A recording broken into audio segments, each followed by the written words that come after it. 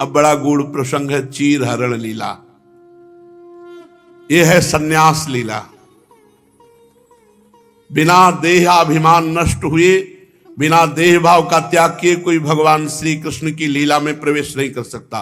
पांचों भूले देह शुद्धि, छठे भावना रास की।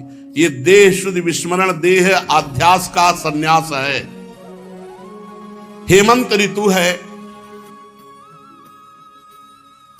गोपियां मार्गशीर्ष में नंद बाबा के ब्रज की कुमारियां कात्यायनी देवी की पूजा और व्रत करने लगी। रोज सुबह यमुना स्नान ब्रह्म मुहूर्त में करना, फिर बालू की मूर्ति बनाकर कात्यायनी देवी की पूजा करना और व्रत रहना, केवल हविष्यान्न। वो कुमारियां पूर्व दिशा में जो ही लालिमा होती यमुना जल में स्नान के लिए कंठ तक पहुंच जाती, स्नान करती। ये अगहन ही तो चल रहा है, अगहन मास ही चल रहा है। इसी मास मार्गशीर्ष कहते हैं इसे, अगहन का महीना, हेमंत ऋतु, क्योंकि कार्तिक के बाद अगहन ही आता है। वे कुमारियां देवी की बालुकामयी मूर्ति बनाकर चंदन फूलों के हार, भांति भांति के नैवेद्य, धूप, दीप, ये सब भेंट, पल्लव, फल, चावल सब पूजा करती और फिर प्रार्थना करती। कात्यायनी महामाये महायोगिन्यधीश्वरी, हे कात्यायनी, हे महामाये, हे महायोगिनी, हे सर्वशक्ति समन्वित सबकी स्वामिनी, हम आपसे इस सेवा के बदले में, व्रत के बदले में एक फल मांगती हैं। और वो फल क्या हो? नंद गोप सुतम देवी पतिम में कुरुते नमः इति मंत्रम जपन्त्यस्ता पूजाम चक्रु कुमारिका। सब कुमारी हैं, नौ किशोर अवस्था है और सब एक साथ जाती, किसी को ईर्ष्या नहीं है। भगवत मार्ग में ये नहीं होता, ईर्ष्या नहीं होती, सब एक साथ जाती, सबका एक ही उद्देश्य है श्री कृष्ण। सब प्रेम से यमुना स्नान करती हैं, पर एक त्रुटि है साधना में। अभी 9 किशोरी बच्चे हैं, सब निर्वस्त्र स्नान करते हैं, क्योंकि ब्रह्म मुहूर्त अंधेरा छाया रहता है, सब अपने अपने कपड़े उतारे निर्वस्त्र स्नान। ये साधना में त्रुटि है। धारा जी में निर्वस्त्र स्नान करना निषेध है। सब एक ही मंत्र जपती हैं, नंद गोप सुतम देवी पतिम में कुरुते नमः, नंद गोप सुतम देवी पतिम में कुरुते नमः, ये सब मंत्र जपती हैं। सब कात्यायनी महामाये महायोगिन्यधीश्वरी आराधना करती हैं। और सब कुमारियों के हृदय में एक ही बात है, नंद नंदन मेरे पति हो। सब प्राण न्यौछावर किए हैं नंद नंदन पर। महीना पूरा हुआ व्रत, पूरे महीने व्रत, कात्यायनी पूजा और नंद गोप सुतम देवी पतिम में कुरुते नमः, इस मंत्र का जप। प्रतिदिन उषा काल में सब सखियां एकत्रित होती हैं और सब श्री कृष्ण का गुणगान करते हुए यमुना स्नान, फिर कात्यायनी देवी की पूजा, पूरा नियम है। और पास में ही एक कदम्ब का वृक्ष था, यमुना के पावन तट पर। वो अपने अपने वस्त्र से उतार के रख दिए।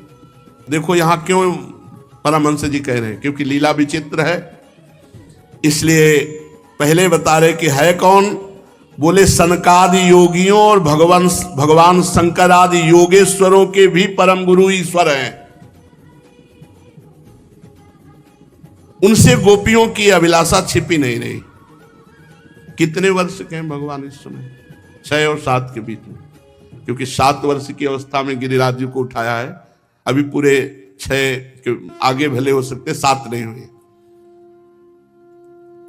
बालक है, वहां कोई दोष दृष्टि थोड़ी, पर ब्रह्म परमात्मा है। अब अपने प्रधान सखाओं को लिया जो सब ब्रह्म स्वरूप हैं, और उनकी आकांक्षा पूर्ण करने के लिए यमुना के पावन तट पर पहुंचे। सखाओं से कहा तुम सब उधर खड़े हो जाओ, दूर खड़े कर दिया और सब गोपियों के वस्त्र समेटे और कदम्ब के वृक्ष पर जाकर चढ़ के बैठ गए। सब गोपियां यहां तक स्नान करने की पद्धति कम से कम ना भी तो डूब जाए इतना धाराजों में जाना चाहिए, और कंठ तक तो सिद्ध बात है, लेकिन तैरना ना आवे तो कंठ तक के लिए मत जाना, नहीं तो अपना नजदीक ही डुबकी लगा ले जितने में। तैरना नहीं आता तो क्या होगा।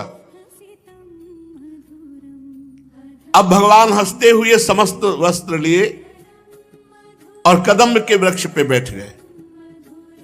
जब गोपिकाएं स्नान करके दृष्टि डाली तो किनारे वस्त्र नहीं। तब सब एक दूसरे की तरफ देखी। भगवान ने कहा वस्त्र यहां हैं, मैं मजाक नहीं कर रहा हूं, हंसी मजाक नहीं कर रहा हूं। तुम लोग व्रत करते करते दुबली हो गई हो, लेकिन तुम्हारी त्रुटि हो रही है। उस त्रुटि का मार्जन करने के लिए कहूं, सब निकलो और यहां आओ और फिर वस्त्र ले। देखो मेरे सखा ग्वाल बाल सब जानते हैं कि मैंने कभी मजाक में भी असत्य भाषण नहीं किया। सुंदरियों, तुम कहती हो कि हम तुम्हारी दासी हैं, तो हमारी आज्ञा का पालन करो, सब बाहर निकलो और वस्त्र लो। भगवान की ये विनोद भरी बात सुनकर गोपियां तो प्रेम में डूब गईं। तनिक सकुचाकर एक दूसरे की ओर देखने लगी और बोली श्री कृष्ण की आज्ञा, इसलिए तुरंत सब बाहर निकलो। भगवान हंसी हंसी में उनके देह भाव का नाश कर रहे हैं। उनके विनोद से कुमारियों का चित्त भगवान में और न्यौछावर हो गया। ठंडा जल कंठ तक डूबी, शरीर थर थर कांप रहा था। उनमें एक ने कहा रुको, हम बात करते हैं। श्री कृष्ण, ऐसी अनीति मत करो।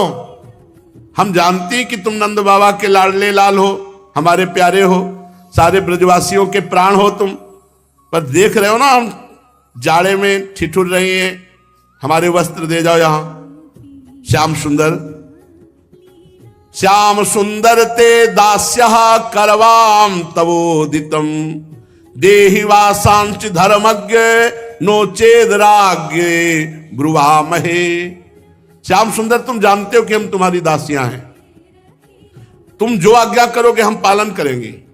तुम धर्म का मर्म भली भांति जानते हो। हमारे वस्त्र दे दो, नहीं तुम बाबा से शिकायत करेंगे जाके, नंद बाबा से। भगवान ने कहा कि कुमारियों, तुम पवित्र हो, तुम प्रेम से युक्त हो। देखो, जब तुमने कह दिया कि हम तुम्हारी दासी हैं, तुम्हारी आज्ञा का पालन करो, सब निकलो और अपने अपने वस्त्र ले जाओ। परीक्षित कुमारियां ठंड से ठिठुर रही थी, भगवान की बात सुनी, सब बाहर निकली। भगवान ने वस्त्र उठाए और कंधे पर रख लिए कि आज से तुम्हारा भार मैं स्वीकार करता हूं। देखो, ये बाहरी दृष्टि से मत देखना इस लीला को, बहुत उत्तम कोटि की देहातीत स्थिति पहुंचाने वाली लीला है।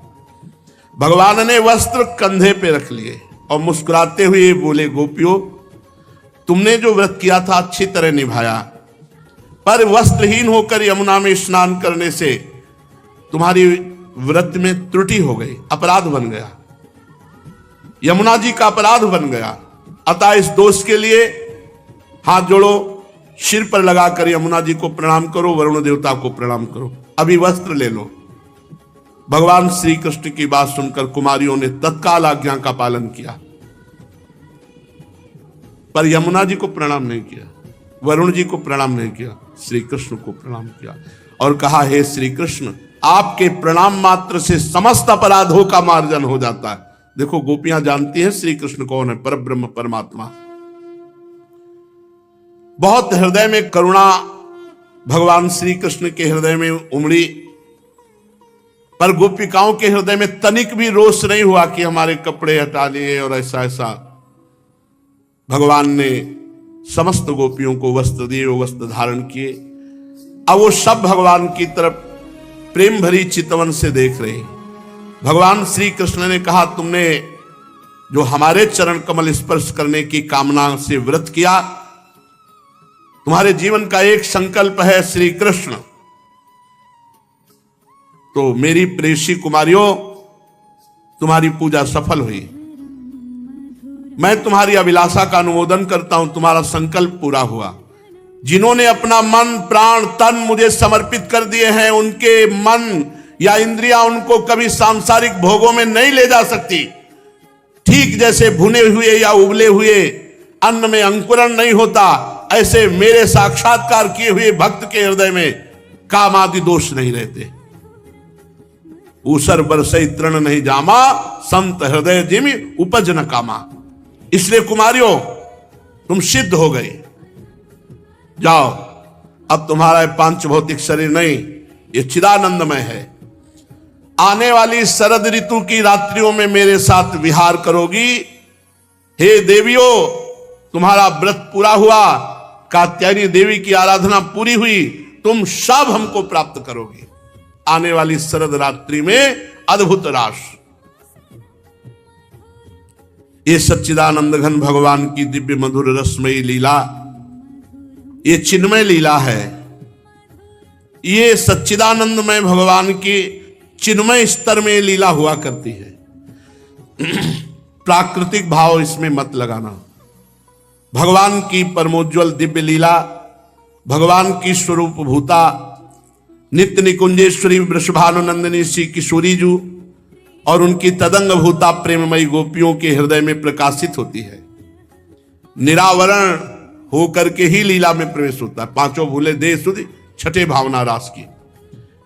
भगवान के जन्म कर्म सभी दिव्य हैं, परंतु ब्रज लीला इसमें सबका अधिकार नहीं। उसमें भी ब्रज निकुंज लीला, ये तो और गुप्त, और उसमें केवल निकुंज लीला, ये तो सहचरियों के साथ होने वाली दिव्याति दिव्य सर्वगृहितम है। इसलिए अंतरंग लीला है ये चीरहरण। इसे ये न समझा जाए, बाहरी बातों में न लाया जाए। ये भगवान की चिदानंदमय लीला का चिन्मय खेल है। जो भगवान के चरणों में समर्पित होते हैं, भगवान उसके देहाभिमान को गलित कर देते हैं। ब्रह्म नहीं, माया नहीं, नहीं जीव नहीं काल, अपनी हुई सुध ना रही, एक रहे नंदलाल। भगवान की आज्ञा हुई, वस्त्र धारण करके सब कुमारियां भगवान श्री कृष्ण चरणों का नमन करके उनका ध्यान करते हुए भाव में डूबी हुई बड़े कष्ट से ब्रज में आए, प्रवेश किया। सारी कामनाएं गोपियों की पूर्ण हो गई। प्रिय परीक्षित, भगवान श्री कृष्ण और ये ब्रजवासी, ये सब चिदानंद प्रकट हुए हैं। ये कोई पार्थिव देहधारी नहीं, सब चिदानंद हैं। इसलिए जब तक चिदानंद भाव नहीं आता, एक बार पूज्य श्री जयदयाल गोविंदका जी ने इन दो लीलाओं पर भाई जी से परामर्श किया कि चीरहरण लीला और रास लीला भागवत से हटा दी जाए, क्योंकि संसारिक प्राणी, ये जागतिक भाव वाले प्रपंची लोग ये इनके रहस्य को नहीं जानेंगे, तो उतना ही दो जितना जान पाए। तो भाई जी ने कहा यदि चीरहरण लीला और रास लीला हटा दी गई तो भागवत निष्प्राण हो जाएगी। जैसे पंच प्राणों से शरीर चलता है, ऐसे 5 जो अध्याय रास पंचाध्यायी है, ये भागवत की प्राण है, प्राण है, जीवन है। बड़े बड़े परमहंस इसका रसास्वादन करते हैं। इसलिए जो भगवान की लीला समझ में ना आए तो उसे प्रणाम करे, बस दोष दर्शन की वृत्ति ना करे। नहीं तो जब भगवान में दोष हो जाएगा तो फिर निर्दोष कहां होंगे, फिर बहुत बुरी तरह पतन हो जाएगा। पहली बात तो भगवान रास बिहारी सच्चिदानंद रूपाय, तो सच्चिदानंद में न रक्त होता है, न मांस होता है, न हड्डी होती है, न स्त्री पुरुष के चिन्ह होते हैं। तो काम का प्रवेश ही नहीं है भगवान की लीला में। तो सच्चिदानंदमयी गोपियां हैं, केवल आपको दिखाई दे रहा है स्त्री स्वरूप में, सब भगवत स्वरूप, आत्म स्वरूप है। जैसे आत्मा में कोई विकार नहीं, ऐसे गोपी निर्विकार, भगवान निर्विकार और परम रसमयी लीला हो। शेष चर्चा के श्री राधा वल्लभ लाल की जय।